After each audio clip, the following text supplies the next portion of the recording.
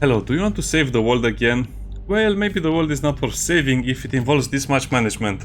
Now, this is a very peculiar RTS because of two main reasons. Number one, it feels like it's an RTS on rails. You don't really have a lot of freedom, you don't really have a lot of choices in the missions themselves, and you'll feel like you're forced into certain missions before you are ready, so you cannot really apply your tactics or your way of thinking or your strategy to most missions. You just have to adapt. And number two, it's basically a rogue-like RTS. You take stuff from one mission, you manage it, and you send it to the next mission. And that's what we'll be doing for the entire game. Which means you have to be very conservative and make very good choices. So team number one. Every unit matters. The squads of soldiers, they'll level up and they'll get passive bonuses like more accuracy, more HP, and more fire rate. But they also unlock new training slots, which is basically like a perk, which can be very strong and very important later on. So, because every unit matters, you don't disband anything. You either sell it or you keep it. If you sell it, you get goodwill points, which you can buy a lot of other cool stuff as well. The manpower, some of them you will have to disband, get the manpower, but even so, the manpower uses resources. So, for one manpower resource, you have to spend 100 resources every day or every travel day. So sometimes it's just much better to sell the units instead of having, I don't know, 50 soldiers just wasting your supplies like that. So yeah, when traveling, some very high cost units will eat up a lot of supplies, while simple drivers and technicians are basically free. As an example, you might think, well, this tank is 5,500. No, per day. It's 5,500 plus the driver, so that's 600 and 300 supplies cost. So yeah, you cannot use everything, so you have to give up on some things that are not very specialized. Just think of yourself as a special force that needs very specialized vehicles. So yeah, while a truck like this one or van can be super useful with a recoilless gun mounted, you will not need 3 of them. Maybe 1, maybe 2 to tow the light platforms, but not more. Team number 2, how to get tank drivers. This is probably one of the most frequently asked questions. You can eventually recruit them. Let's go over here to the base. Hey! Good. Or you can recruit soldiers, but the easiest way to get tank drivers is to just upgrade your technicians. The technicians can get a tank driver skill or even a pilot driving skill. Now you may be thinking, what's the difference between the tank drivers, the technicians, and the drivers themselves? Well, there are a lot of different things they can do. The drivers will not be able to pilot the tanks or the helicopters when they level up because that's not a skill choice, but they get the movement speed, 20% movement speed, and the 20% extra fire rate, which is amazing.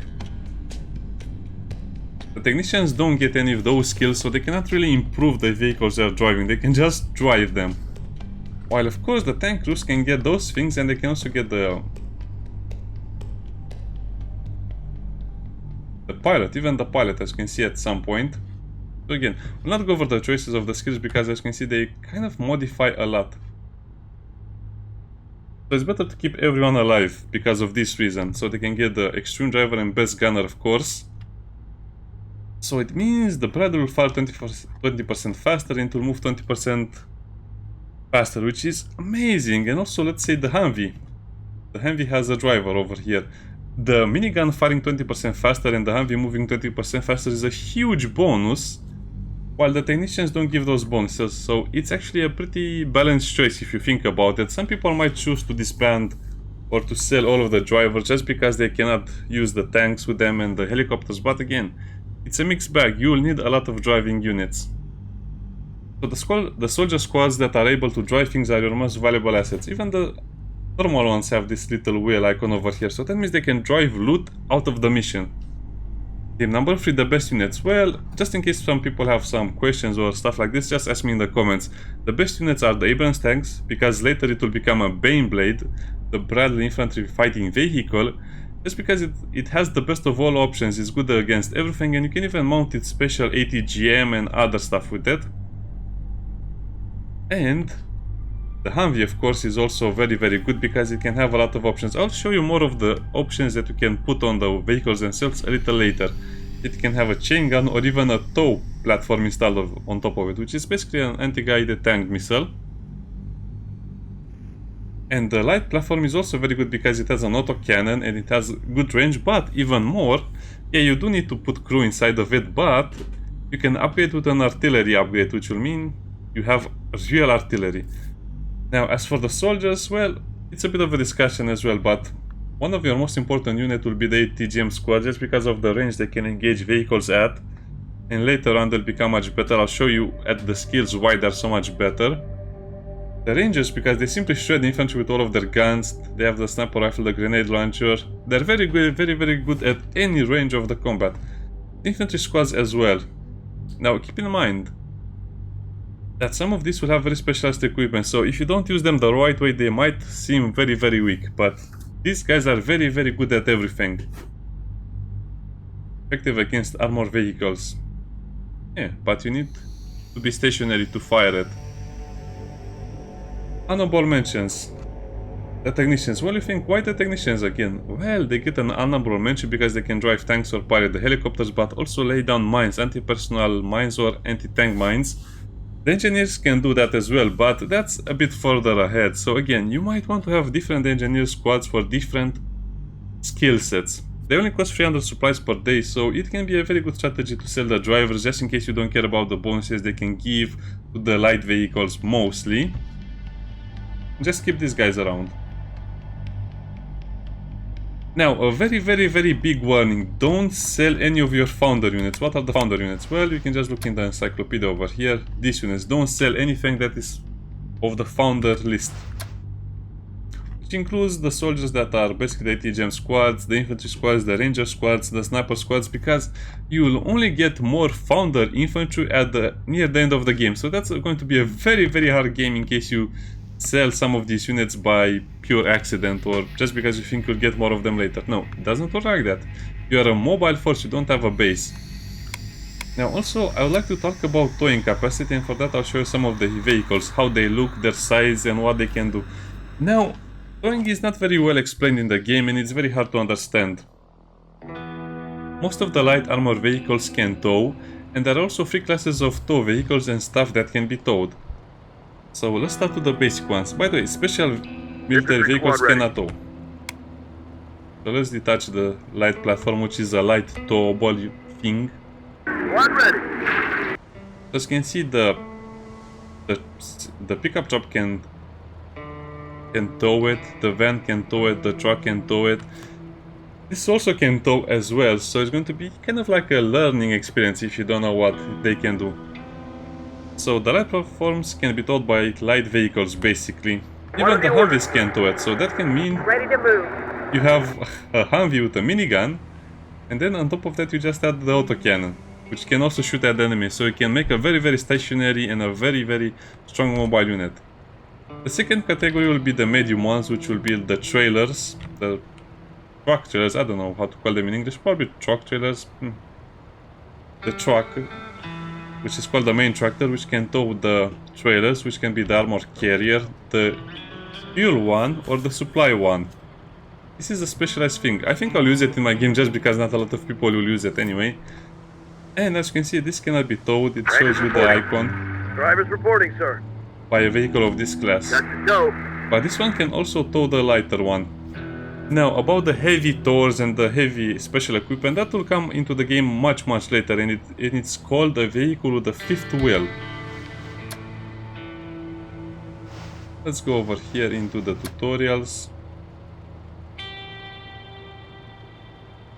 It's a bit weird, but you'll only encounter them later into the game. We'll have a bulldozer or very specialized equipment that can only be towed by the heavy towers. But that's your main game for now.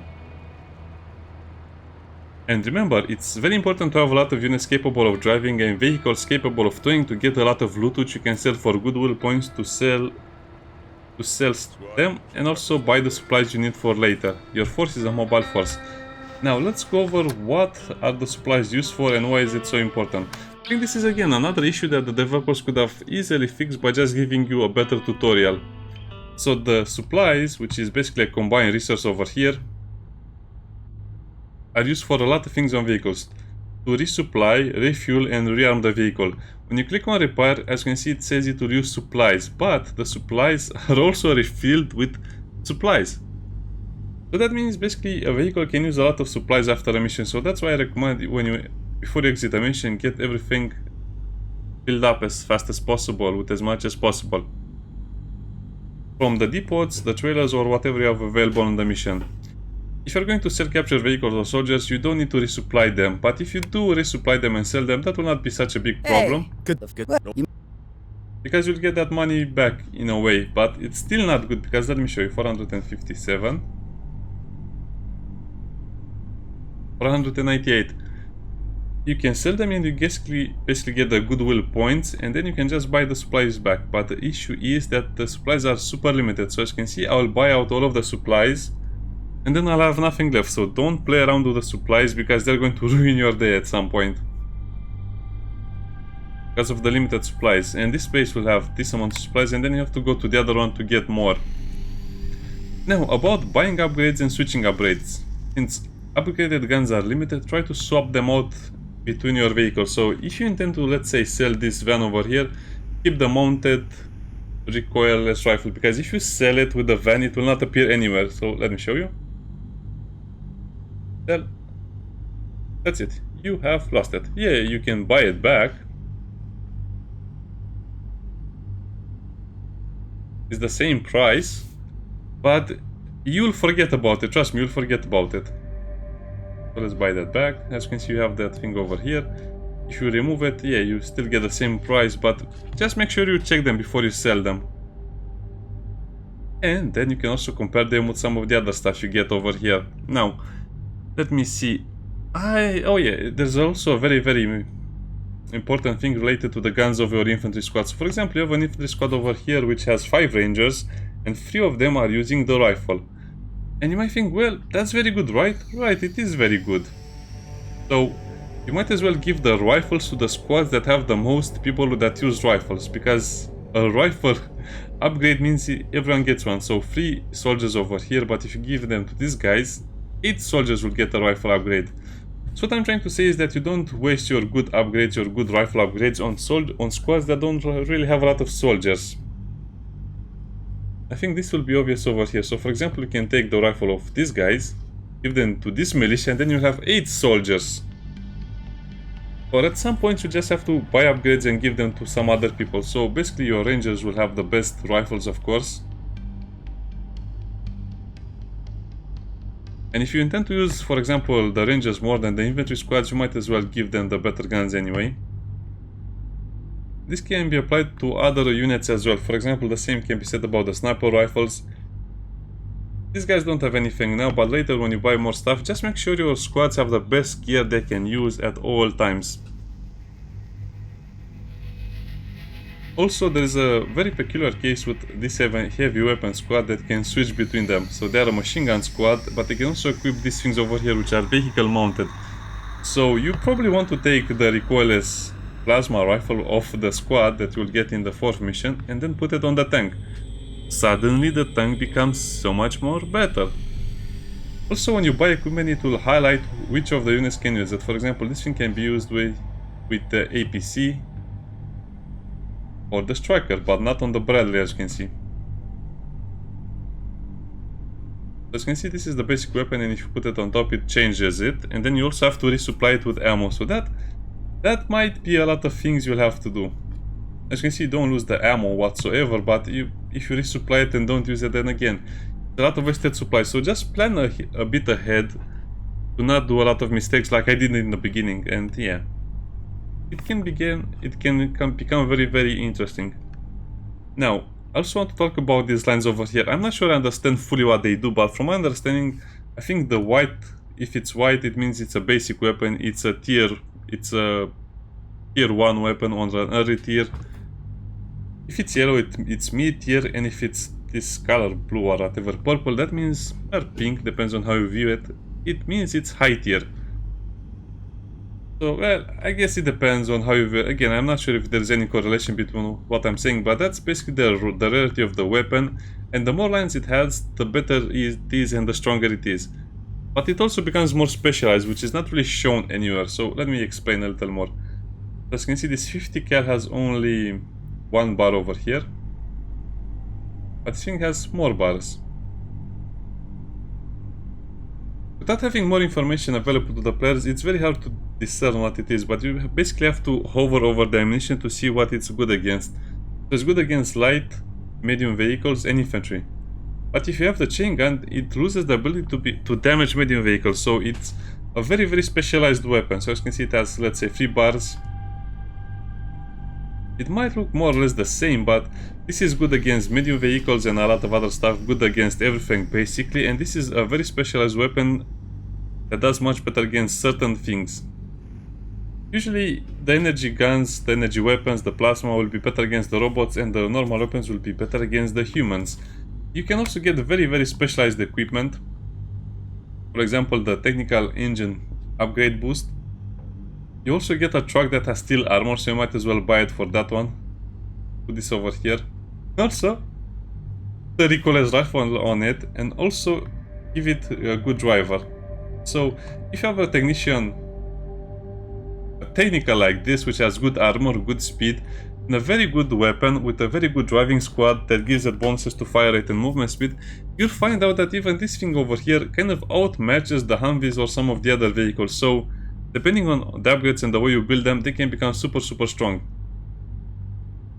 Armor, again, it's not really worth it. You don't really want a lot of technicals. The armor carrier has specialized equipment. Let's talk a little bit about the specialized equipment. You can basically mount the guns on the trailers or other things, and they'll shoot at enemies. So this means even your trailers, which are basically the things that move things around, will become super dangerous. From what I saw, this is only for the armored personal carrier, armor carrier trailer. Actually says over here, and later you can replace it. So this will add the basic weapon on top of it, and then you can replace it with something much stronger. Oh no, this is the thing I really don't like. Okay, let's sell this one. Don't bother with that. Yeah, everything needs to have a driver. Hey, you guys leaving? I'm good. Welcome to... We'll see what we have to trade. More specialized equipment over here is like the Bradley ATGM launcher, which is only for the Bradley, and it's super expensive. But also here you can turn your light platforms into artillery. This upgrade over here. So yeah, as you can see, it becomes a super, super heavy gun. Even your Humvees, for example, will become super strong as well. You probably want a very fast Humvee with a very fast ATGM launcher, right? Right. So this will have 6, and this will have 7. So as you can see, it's a little better on the Bradley because it has one more shot in it. Again, more specialized things are over here. The carbon armor. But you take more damage from energy weapons like the plasma ones, which means you should not really put it over the APC because it will be super, super bad. We have already talked about the sniper weapons. Also, keep in mind that the rifles will have lower range than the normal ones. The plasma ones have 60, will have 80.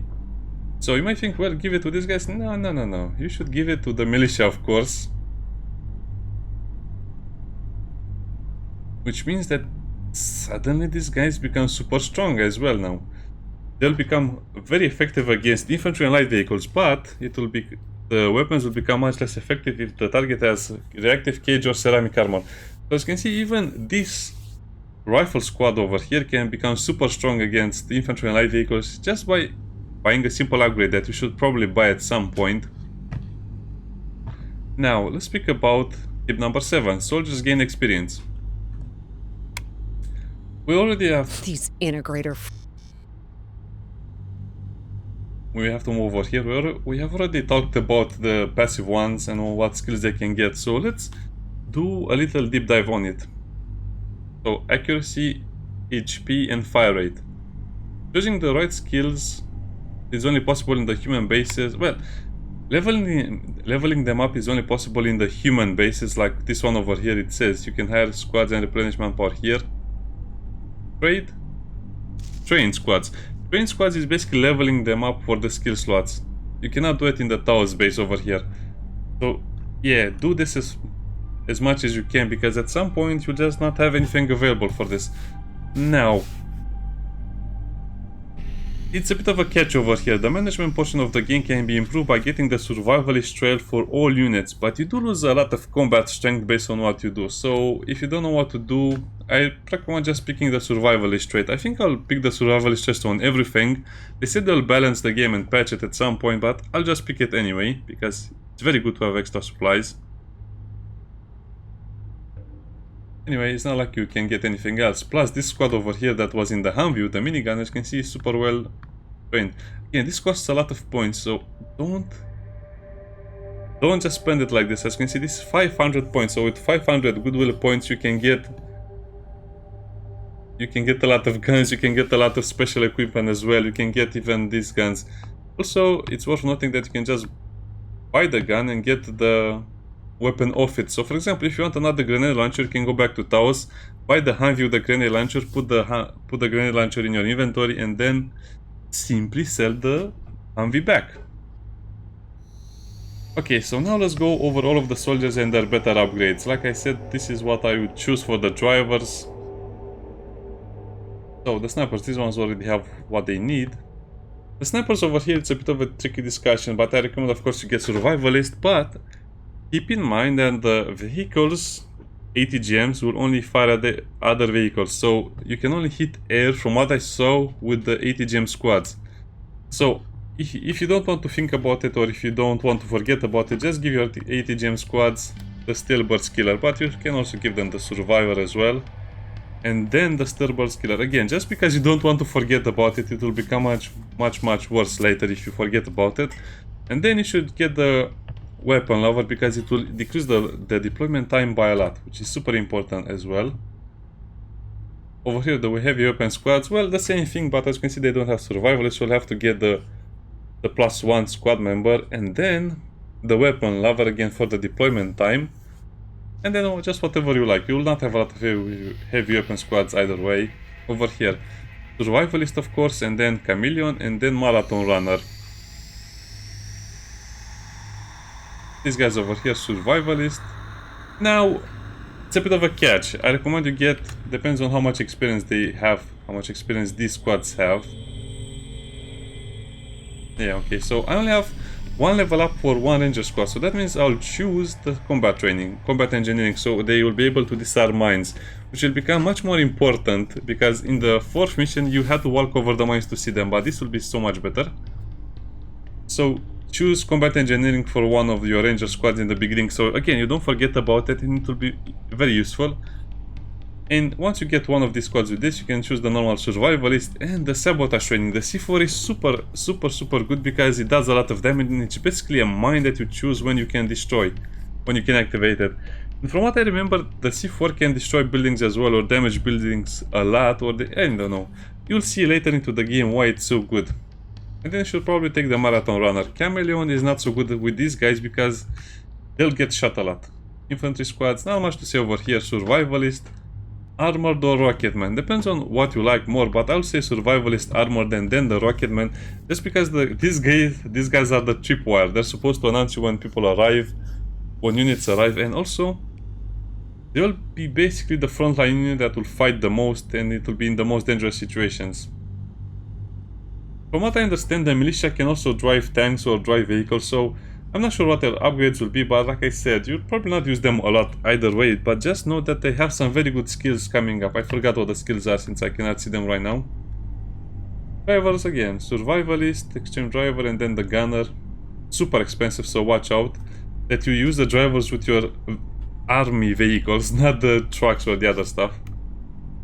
Technicians, again, it's a bit of a discussion over here, but like I mentioned, you should probably get the first 2 technicians to drive tanks, and then a helicopter, so 2 for tanks, 2 for helicopters, and after that, well, if you like the mines, you can also get the anti-tank mine laying, and I guess that's about it. The personal mine laying is not worth it in my opinion.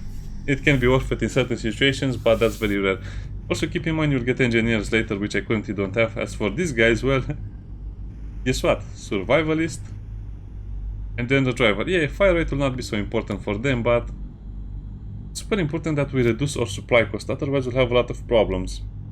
After that, well, it depends on you, but the tanks don't really have anything to deploy. The grenade, I don't know, the smoke grenades are not that useful anyway. Sharpshooters, no level up on them. Again, more or less the same things. I think you can get one more squad member, stuff like this. But at this point you get the idea, because I spoke about the level ups, which are the better anyway. Now we'll speak about tip number 8, which is vehicle capacity. Sorry this is dragging on for so long, but I just wanted to be very specific, and I don't want to make 10 videos, and I also don't want to give subpar tips by just giving a little bit of information and then people commenting on the video that I forgot to say something. Anyway, if you feel like I forgot something, feel free to mention it. Transport capacity. This is also very important, vehicle capacity, because most vehicles will have 2 capacity, so you can use them as a transport or to replenish the ammo. As you can see, this has 500 ammo supplies over here. You cannot use these ammo supplies to reload the main gun. Once the ammunition from this is over, you need a trailer or a depot to resupply it. So this will be used for the squad inside it. So for example, they fire a missile. The missile uses 200 ammunition. The Humvee has 500, so that means it can resupply 2 rockets to the ATGM squad. You just need to board them and get them out. Also, as you can see, the Humvee with the minigun with an ATGM squad is super strong. If they have the drivers with the extra speed and fire rate, this is becoming a menace for the entire battlefield. So this little thing will be able to destroy anything that is on the field at some point. You can also get the light platform with it as well, so you can just transfer some of these things into really massive things. Also, let's say, again, you have to look at all of this. The main tractor will have 5 capacity for troops, so that means you can put a ranger squad in there. Rangers here. Yes, sir. It's much better if they're in a supply truck or anything. These things have 14 capacity, so that means you can basically carry half of your army in them if you like. But I'll sell them. You don't need to keep stuff like this in your army either way. Remember, you also have the striker, which is your basic personal nerve carrier. On our feet. So you can mix and match them. For example, you can put the 2 ATGM squads over there. Infantry squad ready. As you can see, this squad lost troops. But that means you can fit it in here. Otherwise you cannot fit it over here. So you cannot exceed the maximum amount of troops. But if they lose troops, you can more or less feed. Make room for them. This will have 11 spots, which is great. The Bradley is also an infantry fighting vehicle that is also an APC. Yeah, the Bradley is a big mess. There are many documentaries about it, how the Bradley is basically everything and nothing at the same time. So yeah, that's very important. Also, let's go to tip number 9, which is smoke. Smoke is your best friend. If there is a fight you cannot win, or if your units are taking too much damage, use the smoke. It's available on default on vehicle like the striker. Also all around it. Got it. APC inbound. Oh yeah, you have to use the skill over here. I was looking at it and no, I don't remember. And it launches a few grenade canisters. The Bradley of course has it as well. Oh man, I keep pressing on it like this. My brain is just hardwired to do it. As you can see, you need to wait until the turret turns to that direction. Also, the rangers will have it by default, and as you saw, many units can deploy the smoke, but it's not really recommended you waste the skill and also the goodwill points on that. Smoke! You have 20 smokes. And that will only put down 1 as the vehicles are shooting free. Also, you can see the supply cost. As you can see, it's not so expensive, but if you use all 20 of them in a game, or if you use all of the grenades, yeah, it will get super expensive super fast. Now, let's go to tip number 10, which is basically the last one, but I have a bonus one. Complete all of the objectives, all of the additional objectives in the mission. There is no secondary objective in this game, in my opinion, since most quests in the game will give a big payout, and missing too many of them might result in you struggling with supplies. Also, don't leave the map until you have all of the captured vehicles, since you can sell them for goodwill points. Now, this is the difference over here. I started this mission with 3 squads and the Humvee. Drivers reporting, sir. And look at how much I captured from this mission, and this will be the case for every mission. Even the next mission will be one where you can capture a bulldozer, another trailer. Trailers sell very well, as you saw from my other tips. Also, extra tip. Tip number 11. Now this will be an important one. But again, it depends on the players if you want to do it or not. To capture enemy vehicles, you just shoot them until you either kill the entire crew or they catch fire. The vehicle catching fire is more rare, but if the vehicle catches fire, all of the crew will have to exit the vehicle, something like this. We're going in. And then you can just kill the crew members with snipers. So the snipers have a lot more utility than you think. Especially when it comes to things like this. So yeah, you can basically try to kill the crew of another Ready for launch. faction, let's say, by also disabling the heavy weapons. So for example, you have the snipers that will shoot at the enemy. And that means you'll... oh yeah, they also have the smoke as well. What do you need? And you also disable, let's say you shoot it with the Abrams, and then you disable these things. And then you'll all be shooting with the machine gun and the BMG one.